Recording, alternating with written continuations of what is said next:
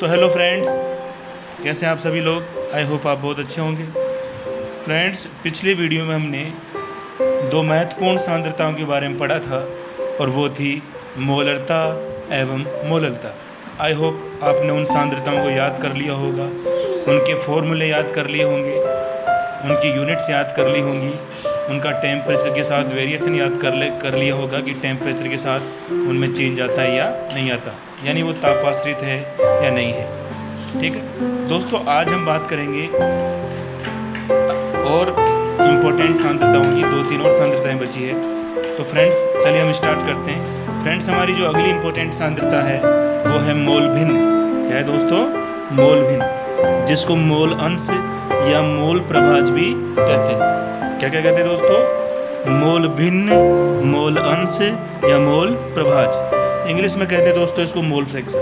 क्या कहते हैं इंग्लिश में? Mole fraction. और इसको जो दर्शाते हैं वो दर्शाएं दोस्तों या तो एक्स से दर्शाते हैं, एक्स, या फिर काई से। दोस्तों ये जो स्टाइलिश थोड़ा एक्स है ये काई है।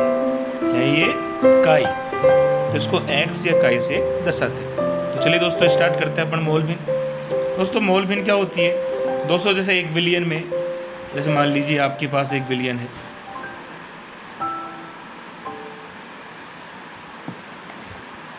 एक बिलियन है आपके पास। और वैसे तो अपने कोर्स में बाइनरी सॉल्यूशन है, द्विअंगी विलयन है, लेकिन मैं आपको एक ट्राइनरी सॉल्यूशन से समझाता हूँ। और इसमें दोस्तों मान लीजिए 3 घटक है। ए घटक है, एक घटक है बी और एक घटक है सी। ए घटक के जो मोल हैं वो हैं Na, बी घटक के मोल कितने हैं Nb और सी घटक के मोल कितने Nc। मतलब 3 घटक और तीनों के मोल प्रेजेंट हैं, एक के Na, एक के Nb और एक के Nc। अब दोस्तों मुझे किसी भी घटक की अगर मोल भी निकालनी है, जैसे मुझे ए घटक की मोल भी निकालनी हो तो मैं कैसे निकालूंगा? जिस घटक की मुझे मोल भी निकालनी है उसके मोल में ऊपर रखूंगा, Na में ऊपर रखूंगा, और जितने भी जो मोल हैं सभी घटकों के जो कुल मोल हैं उनको मैं नीचे, उनका योग में नीचे लिख दूंगा। तो ये मोल भिन्न बन जाएगी किसकी? कौन सी घटक की? एक घटक की। तो परिभाषा क्या बनेगी दोस्तों कि किसी भी विलयन में, किसी विलयन में किसी घटक की मोल भिन्न, ये किसकी मोल भिन्न है? एक ही। किसी विलयन में किसी घटक की मोल भिन्न उस घटक के मोल तथा विलयन में उपस्थित सभी घटकों के कुल मोल के अनुपात के बराबर होती है। किसी विलयन में किसी घटक की मोल भिन्न उस घटक के मोल तथा विलयन में उपस्थित सभी घटकों के कुल मोल के अनुपात के बराबर होती है। जैसे दोस्तों अगर आपको एक्स भी निकालना है तो कैसे निकालेंगे? एन बी ऊपर आएगा और एन ए, एन बी और एन सी कहाँ आएगा? नीचे। ठीक है। अगर आपको एक्स सी निकालना है तो कैसे निकलेगा? एन सी ऊपर आएगा दोस्तों और N A, N B, N C. ऐसे मान लीजिए दोस्तों बहुत सारे घटकों को, तो क्या करेंगे आप? तो एक्स आई मतलब किसी भी घटक की मोल भिन्न, एक्स आई का मतलब क्या हो गया दोस्तों?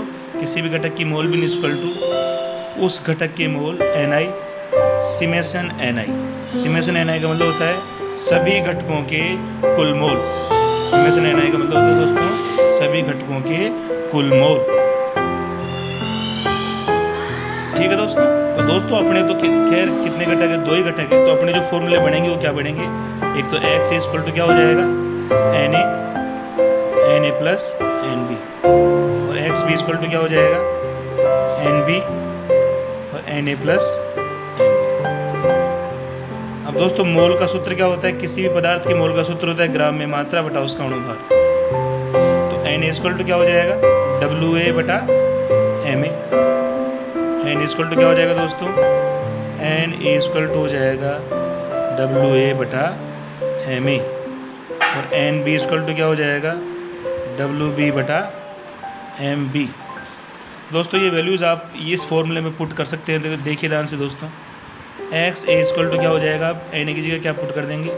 WA upon ME। फिर एन ए की जगह क्या पुट कर देंगे? WA upon ME। और एन बी की जगह क्या पुट करेंगे दोस्तों? WB upon MB। तो ये फॉर्मूला भी आप रख सकते हैं। अगर आपको सीधे मोल दिए हैं तो ये फॉर्मूला लगेगा, अगर सीधे मोल दिए तो ये फॉर्मूला लगेगा, और अगर आपको ग्राम में मात्रा दे रखी तो ये फॉर्मूला लगेगा। ठीक है। जैसे एक्स बी का आप करें तो क्या करोगे, एक्स बी का अगर आपको निकालना हो तो एन बी की जगह दोस्तों आप क्या पुट करोगे, डब्ल्यू बी बटा एम बी। एन ए की जगह क्या पुट करोगे, डब्ल्यू ए बटा एम ए, और एन बी की जगह डब्ल्यू बी बटा एम बी। ठीक है दोस्तों, तो ऐसा कुछ अपन करेंगे। तो एक बार अपन देखते हैं कि मोलविन की डेफिनेशन क्या होगी दोस्तों। तो मोलविन की डेफिनेशन होगी विलियन में किसी घटक के मोल, विलियन में किसी घटक के मोल तथा विलियन में उपस्थित सभी घटकों के कुल मोल का अनुपात ही क्या कहलाता है, मोलविन कहलाता है। उस घटक की मोलविन कहलाएगा। ठीक है, विलियन में उपस्थित, विलियन में किसी घटक के मोल और विलियन में उपस्थित सभी घटकों के कुल मोल के अनुपात को उस घटक की मोलविन कहते हैं। ठीक है, ये मात्रकहीन है क्योंकि दोस्तों ऊपर भी मोल है नीचे भी मोल है, इसलिए कैसा रहेगा, ये मात्रकहीन सांद्रता रहेगी। ऊपर भी मोल है नीचे भी मोल है, इसलिए कैसी रहेगी, मात्रकहीन सांद्रता रहेगी। ठीक है, ताप अनाश्रित होगी क्योंकि इसमें आयतन दिख नहीं रहा है, और जो मोल की जो संख्या है, मोल ताप चेंज करने से चेंज नहीं होता है। मोल की मात्रा, मोल की संख्या किसी पदार्थ के ताप पर निर्भर नहीं करती है, इसलिए ताप अनाश्रित है। ठीक है दोस्तों, तो इसको एक्स या काई से दर्शाएंगे, काई एक्स से दर्शाएंगे, और फॉर्मूला क्या रहेगा, एक्स इक्वल टू क्या होगा दोस्तों, N A plus N B. ये कितने घटकों की बात हो रही है, ओनली 2 घटकों की बात हो रही है। एक्स इक्वल टू क्या हो जाएगा, एन ए की जगह क्या पुट कर देंगे, डब्ल्यू ए बटा एम ए, फिर ये डब्ल्यू ए बटा M A plus W B बटा एम ए। ठीक है दोस्तों, ऐसे एक्स बी इक्वल टू क्या हो जाएगा, N B N A plus M B, और एक्स बी की जगह एन बी की जगह W B M B W A plus M A. तो ये आपको समझ में आ गया होगा। ठीक है, अच्छा एन, किसी पदार्थ का मोल कैसे निकालते हैं, आप ये ध्यान रखिए, किसी पदार्थ का मोल निकालते हैं उसकी ग्रामीय मात्रा ऊपर और उसका अनुभार नीचे।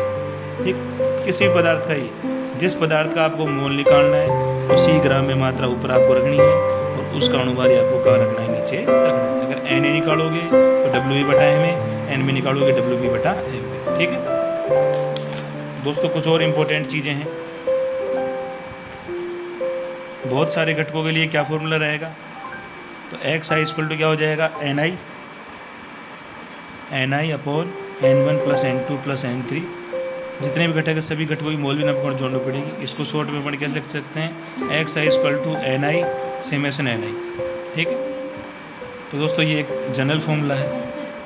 फिर दोस्तों अगर अपन बात करें कि विलियन में उपस्थित जितने भी घटक है, जैसे 3 घटक है तो तीनों घटकों की मोलविन का योग कितना आएगा, 1 आएगा। विलियन में जितने भी घटक होते हैं उन सब घटकों की मोलविन का योग 1 होता है।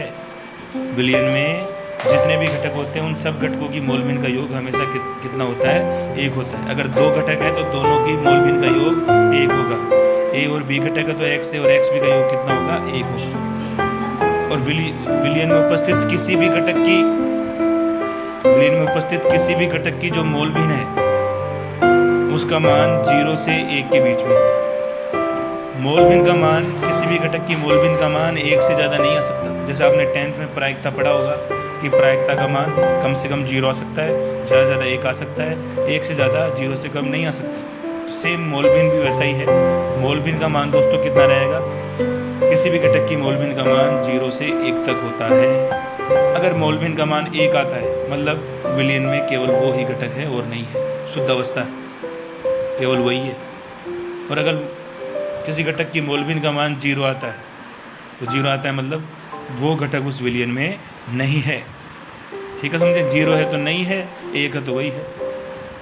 और अगर बीच में 0 और 1 के बीच में कोई मान आता है तो मतलब और भी घटक उसमें उपस्थित है। जितना ज़्यादा मोलविन रहेगी उस घटक की मात्रा उतनी ही क्या रहेगी दोस्तों, ज़्यादा रहेगी।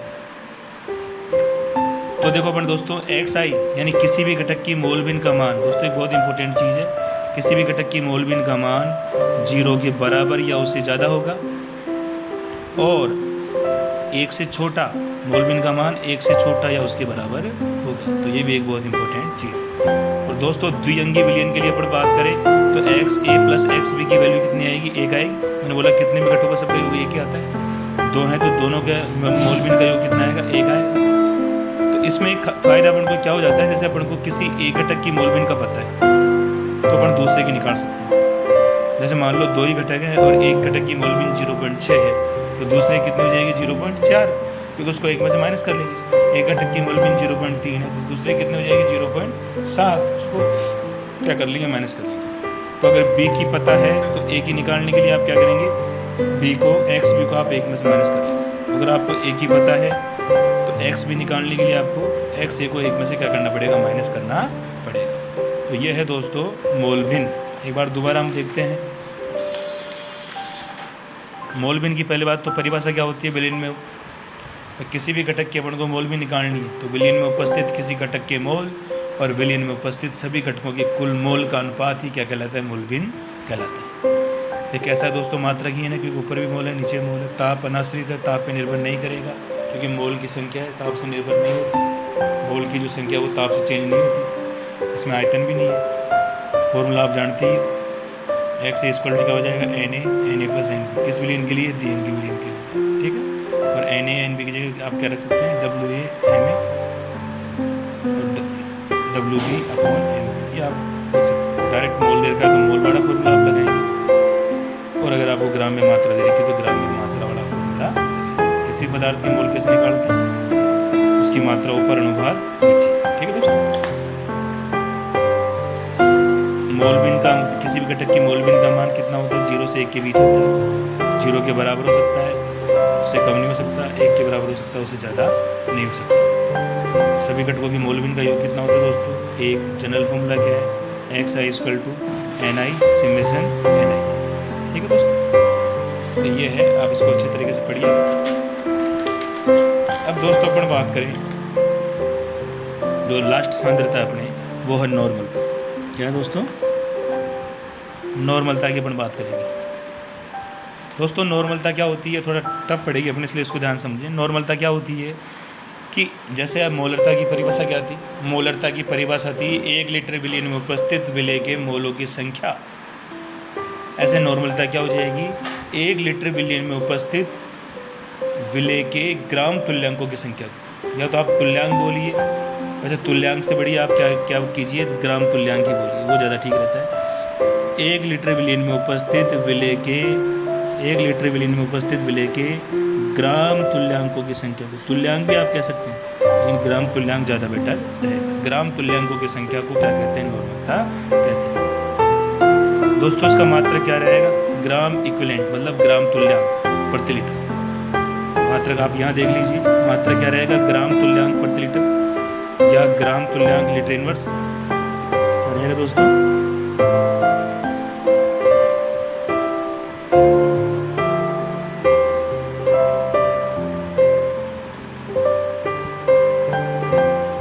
ग्राम तुल्यांक प्रति लीटर या ग्राम तुल्यांक लीटर इनवर्स, या दोस्तों या अपन इसको केवल कह सकते हैं नॉर्मल। जैसे मोलरता का मोलर, मोलरता का मोलल, ऐसे इसका क्या रहेगा, नॉर्मल, ठीक। ये दोस्तों कैसे सांद्रता है, तापाश्रित सांद्रता है, क्योंकि इसमें विलयन का आयतन आ गया। 1 लीटर विलयन में विलयन का आयतन आ रहा है, तो विलयन का जब अगर आयतन आ रहा है तो ताप चेंज करने से बदलेगा, और वो बदलेगा तो फिर इसका मान भी क्या होगा दोस्तों, बदलेगा, ठीक है। तो दोस्तों अब देखते हैं इसका फॉर्मूला क्या रहेगा।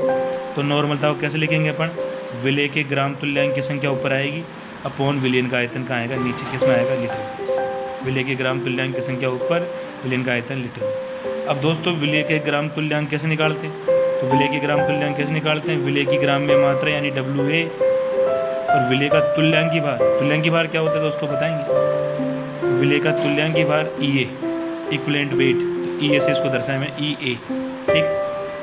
अब ये विलय का जो ग्राम तुल्यांक है वो दोस्तों नॉर्मलता वाले फॉर्मूले में अपन क्या कर देंगे, पुट कर देंगे, ठीक है। समीकरण 1 मान लीजिए, समीकरण 2, समीकरण 3, ठीक है। तो दोस्तों आप क्या करोगे, विलय के ग्राम तुल्यांक को समीकरण 1 में पुट कर दो।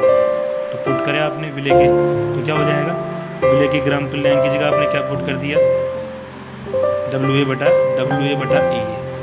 विलयन का आयतन वो नीचे रहेगा, विलयन का आयतन नीचे रहेगा, ऊपर क्या आ जाएगा 1, विलयन का आयतन किस में, लीटर में। तो ये अपने एक इंपॉर्टेंट फॉर्मूला।